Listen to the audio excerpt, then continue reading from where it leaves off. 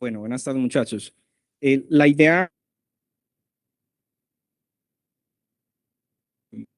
se- gracias, mijo.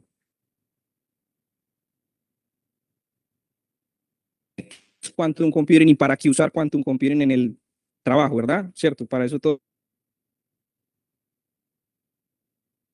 es cortica y busca de alguna manera hacer una relación de dónde entra computación cuántica.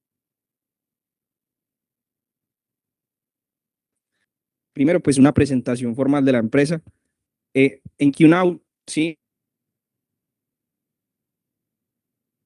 conocimiento. Sí, nos dedicamos a lo que es la extracción de, pero todo esto lo hacemos en función de acelerar la investigación, específicamente en el área de drug discovery. Ana, Mariano, Nicolás y Daniel. En esencia, la charla tiene tutoriales, o más bien, cómo aplicar Machine Learning clásico tradicional, que todos pueden dar un paper que trabajamos hace muy poco con el propósito. Este es el paper o los papers que estamos trabajando en este momento, por si le quieren dar un vistazo. Ahora es que estuvimos trabajando pues como en esta investigación. Inicialmente, cierto, hablar de QSAR, que es el método concretamente que trabajamos, y hablar desde los datos maravilloso aquí ahorita hace un momentico y seguramente en el Folfe se van a encontrar a Pablo Conte haciendo álgebra, cierto, que es una herramienta fundamental para entender el framework de la mecánica cuántica y el cómputo cuántico. Los datos, la pregunta es, ¿qué podemos usar hoy con el ruido que tenemos disponible? Cierto. Entonces, por eso lo trato como una conversación de que es otro pipeline de datos. La idea es hablar de qué son los targets o cómo hace uno el mapa mental de, bueno, cómo lo pienso yo como ingeniero de sistemas, ¿cierto? Sin saber nada de química. Y la como esa tarea. Entonces, primero la introducción a la ciencia de materiales muy rápido que quiero que se lleven el día de hoy. Y es que los datos químicos en un espectro de una resonancia de un infrarrojo podemos usar, ya sean señales, ya sean datos tabulares, podemos usar eso de ellos, ¿cierto? Para que un modelo, más concretamente, pueda generalizar y aprender de eso. Identificar mucho lo que tenemos de científicos, ¿cierto? Pensando, por ejemplo, en la, no sé, la pregunta de por dónde empezar a investigar cáncer, ¿por dónde empezarías tú? ¿Dónde arranca uno? Y realmente a nivel ingenieril lo tenemos que pensar interdisciplinariamente o en la vida real se van a encontrar con escenarios multidisciplinarios que van a exigir que tenga sentido, ¿sí? Para poder, pues, falsearlo y hacer todo el proceso. En esencia, lo que les voy a hablar son de métodos tradicionales, ¿cierto? Que ¿sí? Esta metodología que se llama QSPR, ¿cierto? La sigla. Básicamente es conociendo la estructura química que tiene una molécula, yo, ¿cierto? En ese precepto, nosotros podemos estudiar, por ejemplo, diferentes materiales que nos interesen a nosotros. Pero bueno, ¿y eso de dónde sale? ¿Dónde está? Entonces, podemos verlo así de la siguiente manera. La data molecular de datos en este momento. Ya hay fuentes de datos que están pues con los de los átomos, ¿cierto? Listo, eso está bien. Ahora, ¿cómo la usamos? Justamente Alan hizo una representación, una referencia a los embeddings, ¿sí? Y es cómo vamos a traducir ya sea lo que sea, lo vamos a llevar a una representación vectorial, ¿cierto? Entonces, en el primer dibujito, esa es la representación. Tengo datos, los voy a representar en sus descriptores. Más adelante vamos a ver qué son los descriptores de esa predicción. Esto que están viendo acá, es que se ve con el tablero así, investigación sobre la ignición de un polvito. ¿Cómo así? ¿Cierto? Se busca que tenga ciertos atributos. Por ejemplo, la ignición de ese polvo. Si es un trabaja con ese polvo, ¿sí? Y como yo predigo, por ejemplo, que va a tener a través de los descriptores de la molécula. Ya vamos a hablar más adelante de eso. En el lado izquierdo se ve que son, por ejemplo, el hierro, el níquel y otros elementos, otros para representar esa data, como viene, la busco representar en sus vectores. Entonces, si se ven, es un SIC. Son modelos con información física. Sí, es muy útil pues para cálculos de energía de la molécula, bla. Lo que es interesante de esto y por qué va el universo en el que nosotros trabajamos acá sentados, ¿cierto? Ahora, hay que encontrar el reto, ¿cierto? Ahora, para ese caso, vamos a hablar de drug disco con el computador o los computadores ruidosos que tenemos. Bueno, realmente entrar un medicamento que te quite una enfermedad es como buscar una aguja en un pajar. Analizar muchas combinaciones para encontrar si tiene o no un margen terapéutico. Significa que es un proceso que gasta mucho dinero, ¿sí? Y mucho tiempo. El acetaminofén, no sé cómo le llaman acá, el Cura Plus, ¿sí? 10 años, 16 años para que el Cura Plus saliera al mercado, porque necesitas una proteína vas a atacar, ¿sí? Necesitas encontrar de los miles de compuestos que hay, cuál específicamente sobre esa proteína. Entonces, si se imaginan, es un proceso muy costoso, ¿sí? Encontrar la molécula, sino que tenés que probarla en organismos que sean parecidos a los seres humanos. Y ahí viene,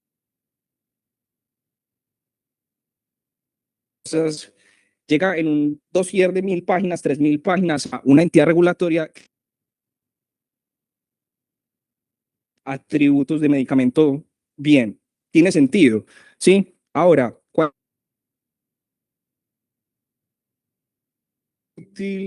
es esto? Esto que estamos viendo acá es el espacio. Cada puntico que están viendo es una molécula, un compuesto que es de interés.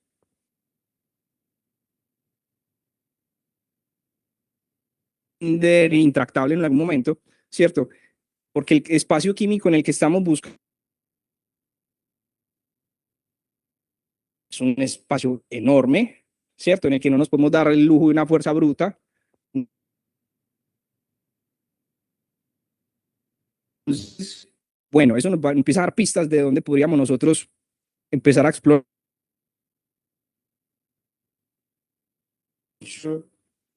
porque es básicamente el funnel de un compuesto que verdaderamente es útil, ¿cierto? Ahora, ¿cuál es el método? Hablando de que necesitamos el conocimiento de la estructura de una molécula para hacer la predicción que es con la data experimental que tenemos, ¿cierto? De ensayos sobre enfermedades y cómo perderse. Y la idea es, dado ese dataset de entrenamiento es histórico, actividad sobre nuestro margen terapéutico, nuestra proteína que tenga un margen terapéutico o no, que sigue siendo otro pipeline de datos, chiquito, todo parte del cáncer. Te agarré de parche, pero el conocimiento del cáncer, ¿cierto? Entonces, digamos, ¿cierto? Las células chiquiticas de cáncer de pulmón. Bueno, ¿dónde encuentro esa información? Bases de datos que están abiertas ahí, disponibles, que ponen la data a las investigaciones. Ahora, podemos entrenar un modelo para hacer el filtrado de las moléculas que nos interesan, podemos hacer eso. Sean sintetizadas, por supuesto.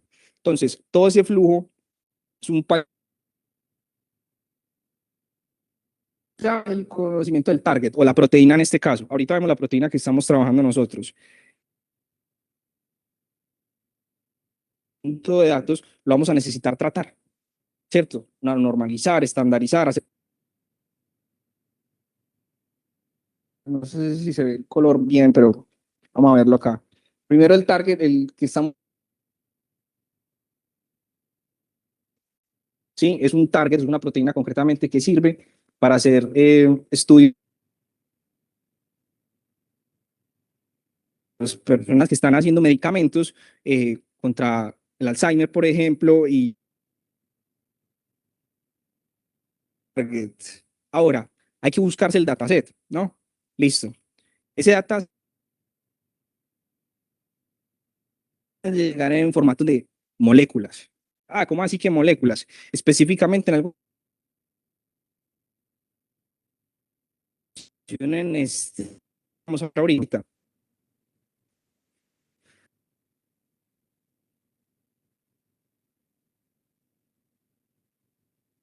que vas a necesitar para tu modelo. Ejemplo, los smiles son estos.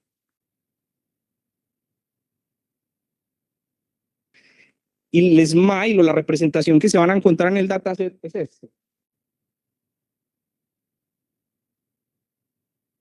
Nada más.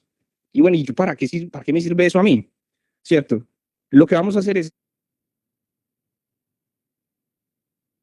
los features que me van a facilitar a mí generalizar sobre ese dataset. ¿Cómo así? Vamos a ver un ejemplo. Y de datos a compuestos para sacar o más bien hacer, por ejemplo, están en sus formatos Smile, ¿sí? Y yo voy a querer columnas, por ejemplo. Tienen, ¿cierto? Descripciones sencillas que podemos tener, como un ejemplo. Y vamos a esperar ese target. Es decir, que tengan un margen terapéutico o no, que sean activos o inactivos. Que nosotros, en función de lo que estemos investigando, o más bien los investigadores en una molécula en muchas terminologías químicas y físicas, ¿cierto? Nutella, ¿sí? No sé cuántos son acá, pongamos que unos 50, pero todos tenemos la Argentina, ¿cierto? ¿Qué aquí haríamos? Estudiaríamos las propiedades de la Nutella. Sabe rico, ¿no? Seca. Mm, ¿qué tiene esa Nutella? Y todos sus descriptores y esperando pues que nuestros descriptores describan nuestra Nutella, mm, combinaciones que nos den la Nutella. Está muy bien. Los descriptores, ¿cierto? Van a descriptor que se basan en los grafos de las moléculas para entender cuál átomo es más o la capacidad que tiene, por ejemplo, de rotar. Entonces, para resumir, son datos. ¿Que hay que hacer un feature engineering sobre ellos? Sí, está bien. Acá, sí, se ve el cursor. Nos interesa tener lo que van a hacer unos con el circuito cuántico que vas a correr después. ¿Sí? A eso le vamos a llamar reducción de la dimensionalidad para poder meterlo en un computador cuántico, porque no lo podemos meter así como así. Entonces, una vez logramos la traducción de la cualquier modelo puede consumir, lo podemos entrenar con cosas como una máquina de soporte de machine learning o alguna cosita. Saben que simplemente ustedes tienen un conjunto de datos, derecha es un conjunto de datos que es linealmente separable, es decir, yo tengo gaticos azul, inteligencia artificial, el gato, si es fácil de clasificar o si es fácil de poner en un subconjunto, lo voy a poder separar por esa línea o ese hiperplano de separación. Está muy bien. Pero ¿qué pasa cuando vienen mezclados? Cuando todos los gatos vienen en la misma bolsa, ¿cierto? Va a ser un poco más complejo yo separar los gatos y saber cuál es verde y cuál es azul, ¿sí? ¿Qué pasa? Lo que vamos a hacer es que vamos a mapear los datos a un espacio de características de mayor dimensionalidad. Entonces, en este caso, un ejemplo sencillo es, de 2 dimensiones estamos pasando a un espacio de 3 dimensiones, ¿cierto? Donde es mucho más fácil de alguna manera hacer la separación de los gaticos, ¿cierto? Por ese hiperplano. Entonces, eso es relevante porque en la computación cuántica nos vamos a poder valer de los espacios de Hilbert para hacer esa separación de cosas que sean muy complejas de separar. Entonces, el Quantum Machine Learning no sirve para todo, ¿cierto? Va a ser muy bueno, va a ser interesante estudiarlo en casos donde las clasificaciones se resistan a los modelos clásicos. Entonces, mi interés es que no se lleven la computación cuántica como va a reemplazar el cómputo tradicional, no, ¿cierto? Se lo vean como un coprocesador. Situaciones muy concretas donde ustedes van a necesitar hacer predicciones que van a ser difíciles por la naturaleza de datos, por la complejidad que tienen, ¿sí? Entonces, para el estudio que hicimos, tomamos un modelo que pues esté en el estado del arte de los modelos clásicos, que es el XGBoost. Básicamente, rápidamente, el XGBoost es, yo cojo un conjunto de datos y lo voy a poner un arbolito chiquito y básicamente esos arbolitos chiquitos me van a derivar a mí a la mejor predicción. Y lo que está a la derecha es una estrategia de ingeniería de datos para hacer un entrenamiento de un modelo federado. Es decir, yo te mando a ti un pedacito de datos, te mando a vos un pedacito de datos, a vos un pedacito de datos y recopilo la totalidad. Listo. Muy bonito hasta ahí. El benchmark deberíamos de hacerlo siempre con modelos que sean competentes a nivel de investigación. Es decir, un random forest o un super vector machine, este super vector machine que está haciendo acá, es un juguete, ¿cierto? En un modelo industrial no vamos a usar uno de estos porque probablemente la data no viene separable. No van a venir los gatos acá azules y verdes allá, probablemente no, ¿sí? Entonces, acá en la approach quantum, quiero resaltar que la idea es tener data preprocesada óptima para ponerla en los circuitos cuánticos a través de una generación de kernels, ¿cierto? De mapear en un espacio dimensional de alta dimensión, ¿cierto? Listo. Bueno, entonces por aquí está básicamente lo que hicimos. Nosotros creamos un kernel clásico, que es el kernel, este kernel RBF, que es muy famoso en la librería de scikit-learn, que es radial. Básicamente es una separación radial. Bueno, listo. Y creamos unos kernels customizados para hacer esa operación de mapeo, ¿sí? Por el propósito de tener diferentes formas de aprender de los datos. Eso es relevante. Y básicamente este es el ejemplo, pero el ejemplo en el lado cuántico, el kernel feature map. El ejemplo es, el dataset que está allá tiene una separabilidad más difícil. Es decir, si yo trato de poner una línea recta, probablemente no vaya a separar idealmente el dataset, ¿verdad? porque voy a cortar los dos circulitos y no va a ser separable. Me va a tocar trazar un círculo para poderlo separar. Lo que yo estoy haciendo acá cuánticamente es convertirlos a un espacio de características donde va a ser separable. O sea, traduje esto ya a esto. Esto es linealmente separable de la siguiente forma. Entonces, ese mismo concepto, ¿cierto? Nosotros lo usamos muchas veces, o sea, múltiple kernel, por llama múltiple kernel learning, con el propósito de hacer esa tarea que es computacionalmente muy costosa, hacerla eficiente. Entonces, por ahí hay un principio básico de divide and conquer. ¿Lo han escuchado, cierto? Eso. Porque es bueno ese principio.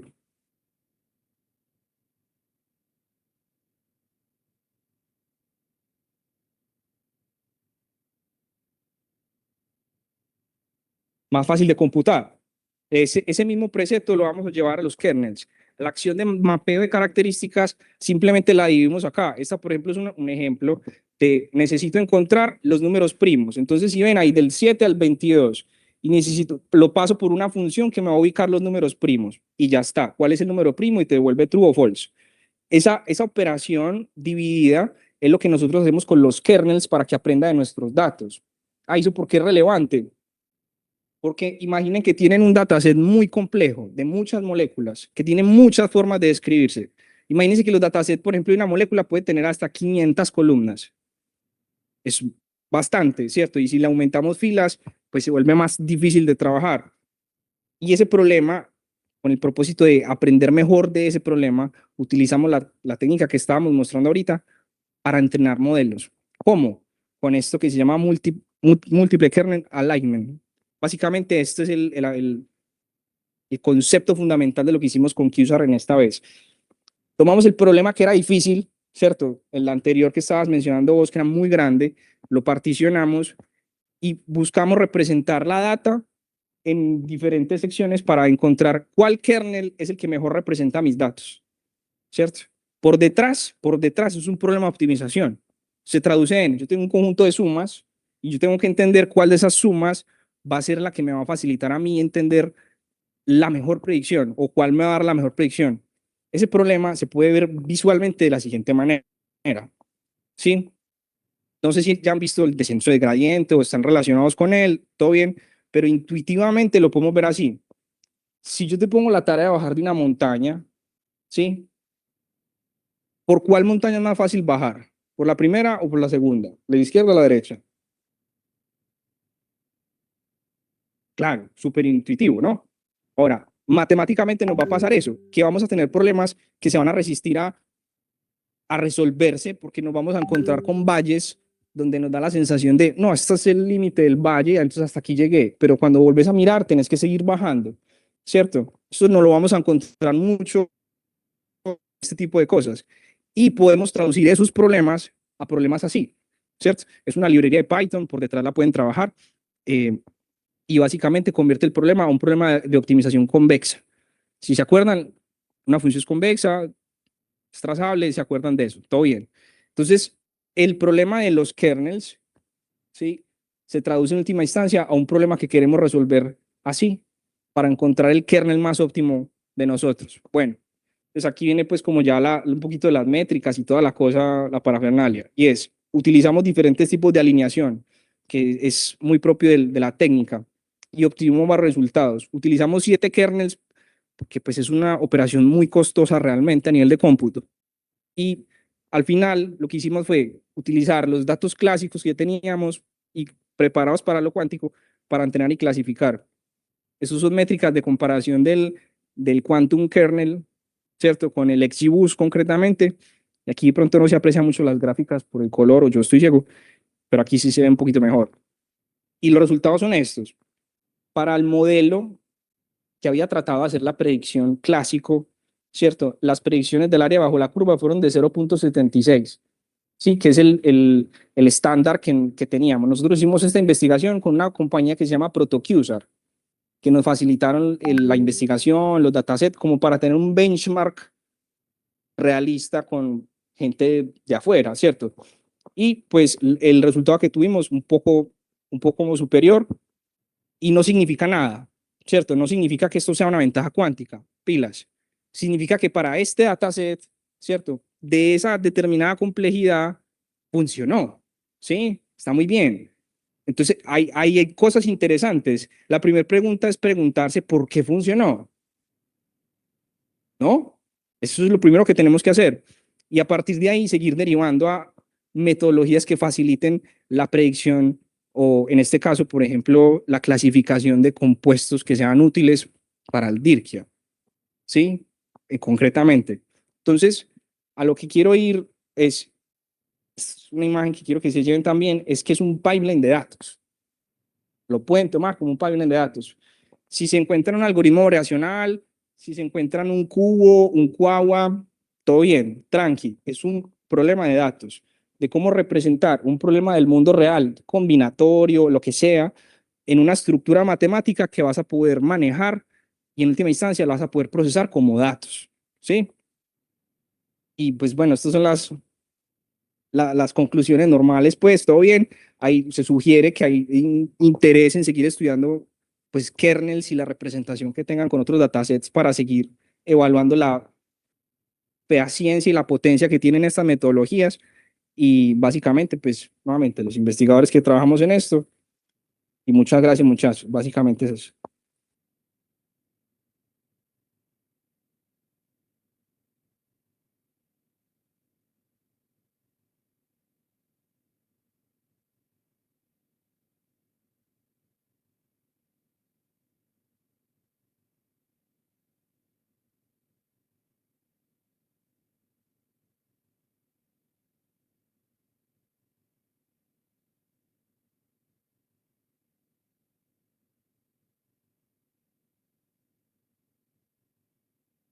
Este,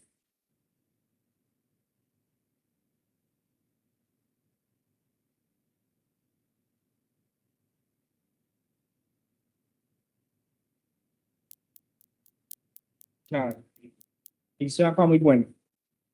Pensarlo de la siguiente manera, pensarlo como una función que te va a facilitar a vos traducir los datos clásicos como los tenés, ¿cierto? Ya sean en términos de la amplitud, en términos de diferentes cosas. Es decir, vos vas a seleccionar de alguna manera el método del beber las cosas, del mapeo.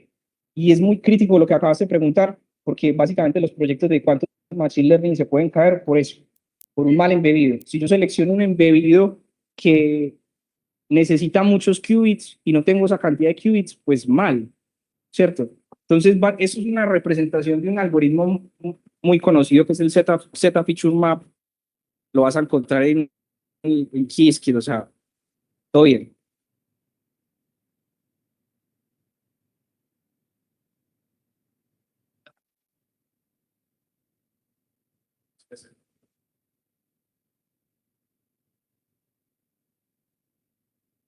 Claro, exacto. Entonces ahí viene lo que estábamos hablando ahorita sobre la complejidad de los datos. Yo solo usaría Quantum Machine Learning en dataset que se resistan a predicciones. Es decir, si yo tengo un modelo que ya tiene, no sé, una métrica del 89%, 95%, ¿yo para qué me voy a meter ahí? ¿Cierto? Me voy a meter es cuando sé que se resiste al entrenamiento el modelo y, por ejemplo, en el DIRCIA, a nivel clínico, esto es ya más biomédico, a mí no me sirve un modelo que tenga 0.76, ¿cierto? Hay un estándar para yo sacar un medicamento y piden que tenga unas métricas. Un modelo esto es una, pues no es. Entonces ahí es donde uno entra a mirar, este dataset le fue mal con este modelo y les fue mal, ve por qué, ¿cierto? Y muchas veces se puede expresar en términos de la correlación que existe entre los features. Entonces, ¿por qué utilizar, por ejemplo, Quantum en este contexto? Porque no sabemos, es una pregunta de investigación abierta, ¿cierto?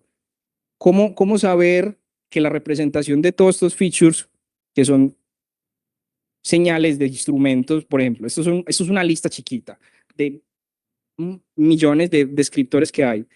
¿Cómo saber que la representación de esto, que muchas veces o son teóricas o vienen de instrumentos, no se van a representar mejor en un espacio de Hilbert? O contando que un espacio de Hilbert es separable, tiene unos atributos que lo hacen muy interesante. ¿Cierto? O sea, podría ser más interesante yo representar los datos ahí y entrenar un modelo encima de ese conjunto. Eso es pregunta abierta también, entonces hasta ahí te respondo.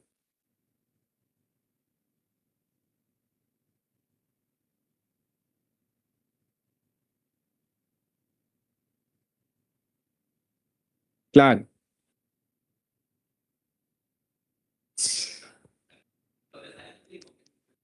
claro. Esas son las mejores preguntas. Sí, nosotros acá lo que hicimos, hace una pregunta muy importante, porque en función de las dimensiones que tengas, vas a poder gestionar ese dataset en un computador cuántico, ¿no? ¿Cierto? Nosotros lo que usamos por acá, nosotros no usamos 10 a la 60 pilas, ¿cierto? No, esto no fue nuestro espacio de búsqueda. Nosotros hicimos un filtrado de lo que nos interesa a nosotros, que hace match con el DIRKIA.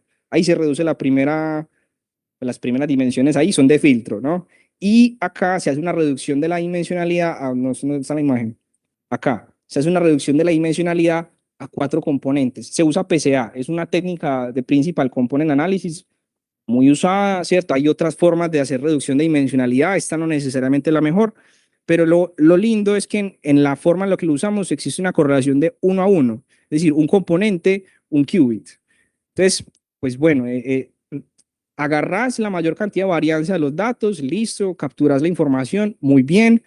A nivel reglamentario está bien visto el PCA, al menos en el descubrimiento de fármacos. Entonces, con la metodología, si lo fuéramos a promocionar públicamente, estaría bien y, y, y facilita el trabajo con poquitos qubits cuando estás haciendo simulaciones, ¿cierto? Con una GPU, por ejemplo, lindo, te sale todo y es bueno para trabajar.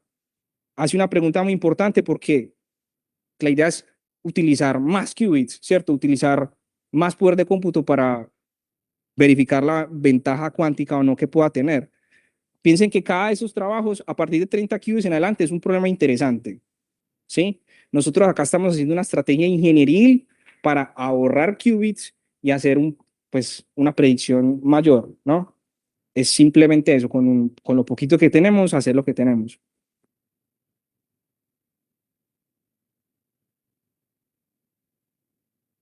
Al kernel, sí. Ujú. Sí, entonces una vez sabes, por ejemplo, que tienes 4 componentes, ¿cierto? Hiciste toda la reducción, lo que vas a necesitar hacer es, ¿dónde está mi imagen? Sí, el kernel, la función del kernel la puedes crear, ¿cierto? Ya existen kernels, por ejemplo, mira que hay un montón, por ejemplo, te muestro una acá rápidamente, no sé si ahí se alcanza a ver, dice, esto es un kernel lineal, porque ya asume que los datos son linealmente separables, ¿cierto? Pero si no son linealmente separables, necesitas encontrar una función que te haga esa separación, ¿cierto? Eso es complicado, ¿sí? Entonces hay formas inclusive para que hagan aprendizaje de eso, que es otro tema que alguien por ahí mencionó sobre el aprendizaje de los, bueno, informe. Lo que quiero expresar es que vos vas a necesitar tomar ese kernel y pasárselo básicamente al computador cuántico, que él haga el trabajo por vos y esa matriz precomputada se la vas a embeber básicamente a esto para que sea el plano de separación. Es como si le estuviéramos pasando la tarea al computador cuántico de separarnos los datos. Eso es básicamente, ¿sí? Y nosotros clásicamente nos valemos de ese hiperplano de separación, como, mire, este es el que va a funcionar y entrenamos sobre eso. Ahora, los kernels, como pueden ser tan diversos, necesito varios, ¿sí? De ahí el trabajo de nosotros que buscase entrenar diferentes kernels para poder hacer ese trabajo. O los creas vos. Sí, exacto. Nosotros, por ejemplo, creamos uno y nos basamos de uno que ya existe para tener una referencia, ¿sí? Que es este. Ajá. Sí, señor. Y al modelo clásico también, que necesitas los dos.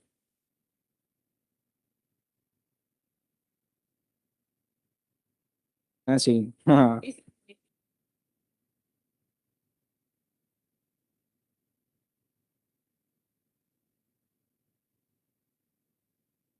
Acá. Yes. Exacto, acá. No, perdón. Pero sí, exacto, ese es mejor. Ese fue el mejor kernel de todos. Sacamos de los 7, este fue el mejor. Él está haciendo una pregunta sobre qué es programación semidefinitiva. Es una subrama de los problemas convexos, los problemas de optimización convexos. No vamos a entrar allá, pero es una gran pregunta para... Sí, claro. Es lo que hace que este método sea eficiente hasta un punto. Es decir, vamos a pensarlo brevemente computacionalmente. Este problema que es difícil, que es lo que estábamos hablando ahorita con, ¿cómo es tu nombre? Diego, con Diego que estaba diciendo muy bien que es un problema que hay que dividir, que bueno, es computacionalmente difícil. Si yo pongo esto en un clúster, ¿qué estoy haciendo?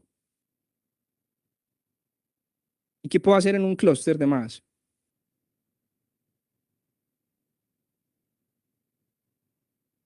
Puedo hacer un map reduce, muy bien, puedo hacer un map reduce, puedo hacer muchas operaciones, pero en todas estoy, ¿qué? Dividiendo el cómputo, ¿no? Entonces, tan fácil con una librería como Jolib, que es una librería de Python que te permite hacer esas cargas, o tan evolucionado como Databricks. Lo puedo poner en Databricks o en un Docker con una red, lo puedo poner en un Docker con una red y hacer el mismo trabajo. Entonces, ingenierilmente es la estrategia, pero se traduce en un problema de optimización después, que tienes que resolver de alguna manera para encontrar cuál fue tu kernel útil. ¿Sí? Entonces, por eso es que está así la más preguntas.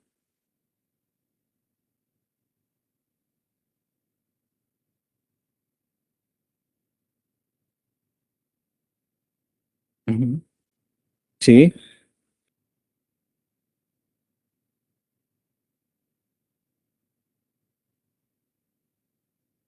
se puede hacer y todo depende de esto, nuevamente, de los descriptores.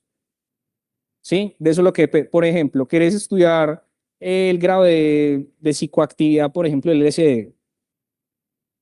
Se puede. Bueno, ¿y cómo lo estudio? Ah, preguntámosle a un químico. ¿Un químico qué miraría? Tiene, no sé, enlaces covalentes en tal parte. Entonces debe haber un descriptor que dice eso. Vos querés estudiar, por ejemplo, no sé, polvo estelar. Por ejemplo, necesitas entender cómo se describe el polvo estelar para los astrofísicos, en términos de qué, ¿cierto? Y verificar que tu modelo matemático sea coherente, ¿cierto? Que sea, claro, que tenga sentido. Pero si quieres, claro, puedes estudiar materiales, la toxicidad, muchas cosas. No, todo bien.